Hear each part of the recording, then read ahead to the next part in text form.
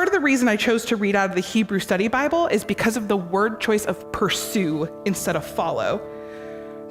I believe that the word is more accurately rendered pursue, and so do several Hebrew scholars. So I didn't go out on a limb here. Because elsewhere in Hebrew scripture, we see that same word used in a chase where someone is being like hunted down. So I think that follow is not quite the right verb, because elsewhere the psalmist uses this same Hebrew word for pursue in order to indicate that they're being chased down by their enemies and are afraid for their life, right? Begging the Lord not to let their enemies catch up with them, or describing how they pursued their enemies and by God's grace won in a battle.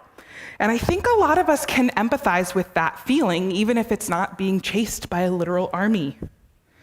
I feel pursued. I feel pursued by my past. I feel pursued by my mistakes, my sin, my failures, my bad habits. Conflict sometimes feels like it pursues me. Bad news feels like it's right on my heels.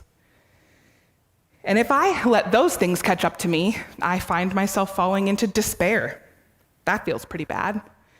If the psalmist let their enemies catch up with him, they'd be killed, which seems quite a bit worse than despair.